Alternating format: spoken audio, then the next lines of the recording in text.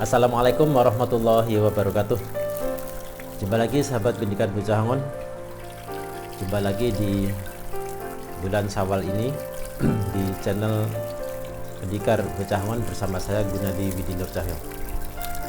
Nah, sahabat Pendikar Bocah Angon yang dirahmati Allah, episode ini merupakan episode yang pertama setelah kita selesai melaksanakan ibadah puasa di bulan Ramadan 1441 Hijriah. Sekali lagi saya ucapkan selamat Hari Raya Idul Fitri 1441 Hijriah. Mohon maaf lahir dan batin. Nah, sahabat Pendikar Bocah Angon, pada episode ini kita akan membahas hal yang masih berkaitan dengan topik yang pernah kita bahas di salah satu edisi Ramadan, yaitu tentang ketajaman rasa. Bahwa puasa Ramadan ini merupakan latihan bagi kita untuk lebih mempertajam rasa. Dengan mempertajam rasa, maka hati kita lebih peka, lebih tajam perasaannya, lebih mudah untuk menerima ilham dan petunjuk. Nah, sehingga dengan ketajaman rasa ini maka kita akan mudah untuk ataupun peka untuk mendapatkan satu petunjuk dan hidayah.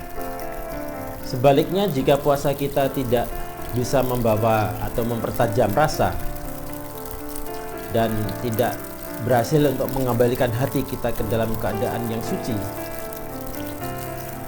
maka bisa jadi perilaku dan akhlak kita tidak akan jauh berbeda dibandingkan dengan hari-hari sebelumnya. Bahkan mungkin lebih buruk lagi, lebih jelek lagi.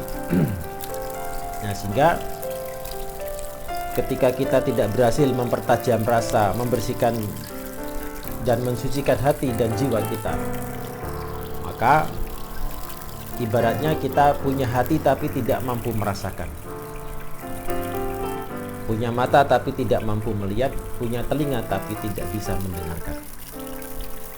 Nah, hal ini berkaitan dengan apa yang Allah firmankan di dalam surat Al-A'raf ayat 179, sahabat, bahwa di ayat itu Allah menyebutkan ciri-ciri orang yang tidak peka hatinya, yaitu orang yang punya hati tapi tidak bisa memahami, punya mata tapi tidak bisa melihat, punya telinga tapi tidak digunakan untuk mendengarkan. Nah, kalau mau kita pahami makna ayat ini, sahabat, bahwa ketidakmampuan orang untuk menggunakan hati untuk merasakan ini karena hatinya yang tidak terasah, rasanya yang tidak dipertajam. Sehingga kalau hati tidak terasah, maka mata batinnya tidak peka. Itu yang dikatakan punya mata tapi tidak bisa melihat. Ya, jadi melihat di sini bukan dengan mata kepala tapi dengan mata batin. Dengan ketajaman rasa maka mata batin kita akan tajam. Dengan ketajaman rasa maka telinga batin kita juga akan tajam. Ya, jadi bukan telinga kepala juga yang kita gunakan untuk mendengar, tapi telinga batin. Nah, sehingga kalau hati dan jiwa kita tidak bersih, maka mata batin kita tumpul, telinga batin kita juga tumpul, kita sulit untuk mendapatkan petunjuk, tidak mudah untuk menerima kebenaran. Sehingga di dalam ayat tersebut Allah bandingkan orang yang punya hati tidak bisa memahami, punya mata tapi tidak digunakan untuk melihat, punya telinga tidak digunakan untuk mendengarkan, itu ibarat binatang ternak. Balhum adol, bahkan lebih sesat lagi. Nah, bayangkan sahabat, jika itu diri kita, bagaimana Allah membandingkan kita seperti hanya binatang ternak, bahkan lebih sesat lagi. Betapa celakanya kita. Maka mari saya mengajak sahabat untuk belajar supaya kita tidak tergolong dalam golongan yang nanti Allah bandingkan dengan binatang ternak. Nah, kalau kita pahami lebih jauh, kenapa kok orang yang mempunyai 3 sifat tadi, punya hati tidak bisa merasakan, punya mata tidak melihat, punya telinga tidak mendengarkan, Allah samakan bahkan bisa lebih rendah lagi daripada binatang ternak. Dan kenapa kok binatang ternak, kok tidak binatang yang lain? Ada 3 sifat binatang ternak yang perlu kita hindari sahabat, yang itu menggambarkan seseorang yang punya sifat itu tadi. Jadi artinya kalau kita punya sifat ini, maka kita bisa lebih rendah dari binatang ternak. Maka kita harus pelajari dulu apa 3 sifat binatang ternak tersebut. Nah, mari kita kaji. Sifat yang pertama dari binatang ternak adalah, misalkan ayam. Ayam salah satu binatang ternak. Nah, sahabat, dulu waktu saya masih kecil sering membantu bapak saya ternak ayam. Nah, saya sering dapat tugas untuk kasih makan. Nah, ketika saya ngasih makan, saya sering buat semacam eksperimen kecil-kecilan. Saya amati, sambil saya amati. Jadi waktu ngasih makan ayam tersebut, kadang-kadang saya amati, saya ambil segenggam makanan, kemudian saya taburkan di depan saya. Nah, ayam itu sudah dilepas duluan dari kandangnya. Ayamnya masih kecil-kecil sehingga satu halaman rumah itu penuh dengan ayam. Saya taburkan dan ayam itu berebut untuk memakan makanan tersebut. Dan saya perhatikan ada ayam yang lemah dan ada ayam kuat. Kalau ayam yang kuat, maka dia akan mematok ayam yang lemah, supaya ayam yang lemah ini menyingkir. Ya, sepertinya dia mau menghabiskan makanan itu sendiri. Nah, ayam yang lemah pertama kali memang dia menyingkir, tapi kemudian datang lagi ke situ, dipatok lagi sama ayam yang kuat, menyingkir lagi, datang lagi ke sini. Nah, supaya nggak berebut, maka saya taburkan lagi ke tempat yang berbeda, agak jauh. Ya, taburkan. Nah, apa yang terjadi?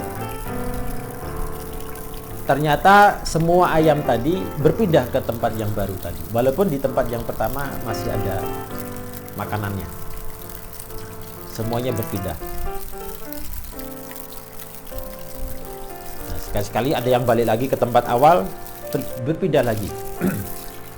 Dan seperti halnya yang pertama, mereka berebut lagi. Yang kuat mematok yang lemah pergi, balik lagi.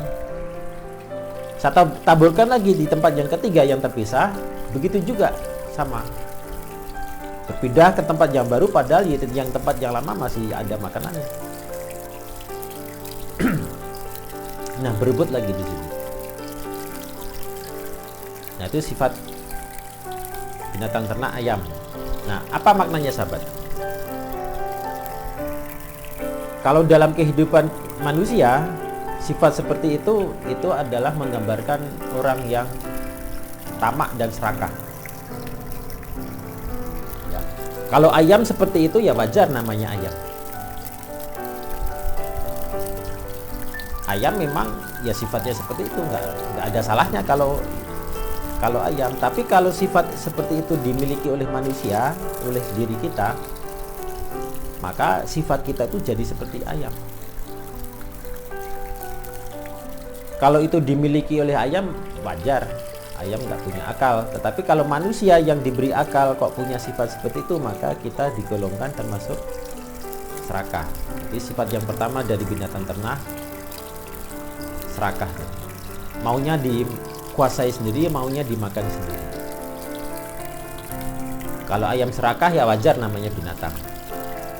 Tetapi kalau manusia serakah, nah ini sudah di luar batas dari ketentuan yang telah Allah tetapkan, bahwa sebagai manusia kita tidak boleh melampaui batas. Nah, jadi ini sifat pertama yang perlu kita hindari. Nah, sahabat pendidikan Bocah Ngon, saya pernah mengalami sendiri kejadian true story ketika saya sedang mengikuti seminar di sebuah hotel di Kota Padang ini. Ya, saya nggak usah sebutkan hotelnya. Nah, seminar ini diadakan 1 hari penuh, sekitar jam 9 pagi mulainya sampai jam 5 sore. Nah, selama 1 hari itu ada 2 snack pagi dan sore, dan siang hari break makan siang. Normalnya training yang dilakukan di hotel ini pasti pesertanya adalah kelas menengah ke atas. Ya, jadi orang-orang yang mampu, karena pasti trainingnya bayar. Nah, sehingga kalau pesertanya menengah ke atas, harusnya pesertanya ini adalah orang-orang yang kalau dengan soal makanan sudah nggak kekurangan lah. Apalagi cuma sama snack. Paling snacknya kacang, kue, goreng yang bisa kita temukan di pinggir-pinggir jalan, bisa kita beli dengan harga yang tidak terlalu mahal. Tetapi sayangnya apa yang terjadi ini kalau menurut saya ya memalukan, sahabat. Pada saat break pagi nggak masalah, semuanya tertib. Jadi snacknya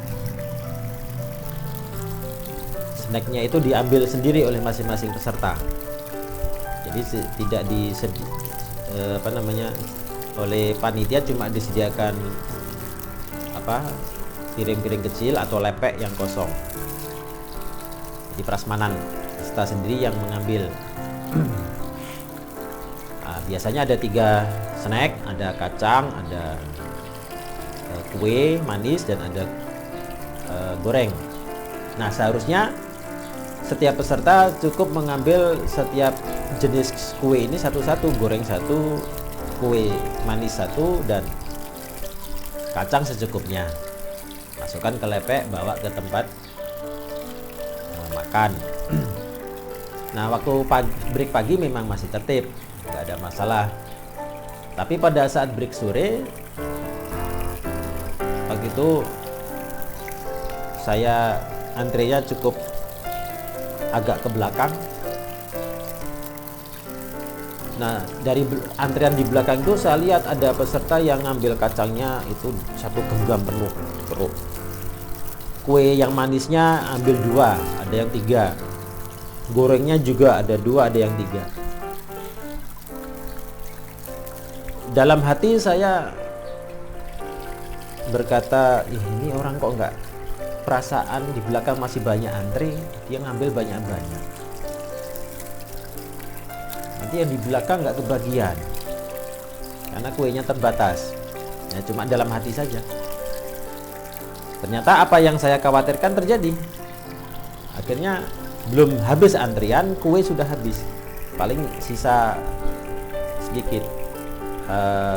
Banyak yang antrian yang belakang itu tidak dapat kebagian. Sementara orang-orang yang mengambil kue banyak tadi ternyata juga nggak habis makannya. Mending kalau habis, masih bisa diterima juga lah kalau habis. Mungkin memang porsinya porsi perutnya segitu. Ya, masih paham juga saya.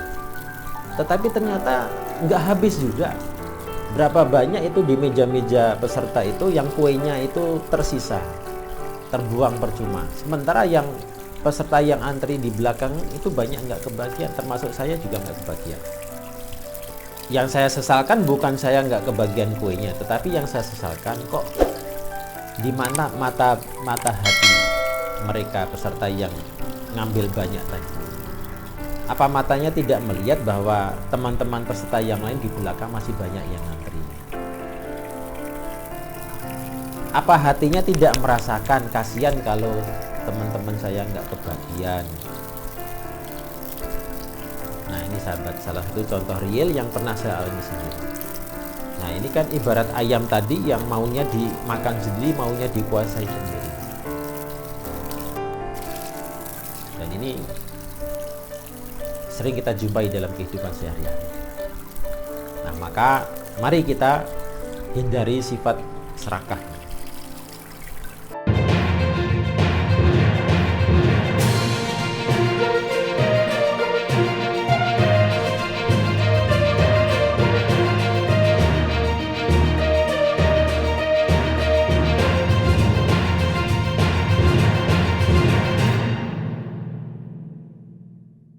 Nah sahabat Pendidikan Pecangon, pada episode ini kita akan belajar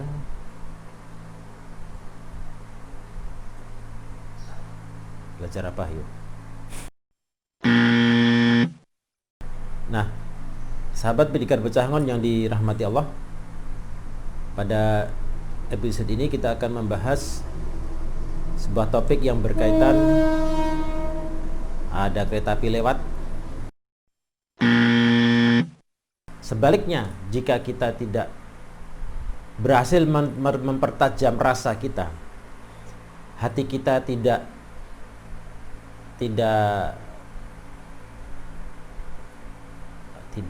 apa? Ulang.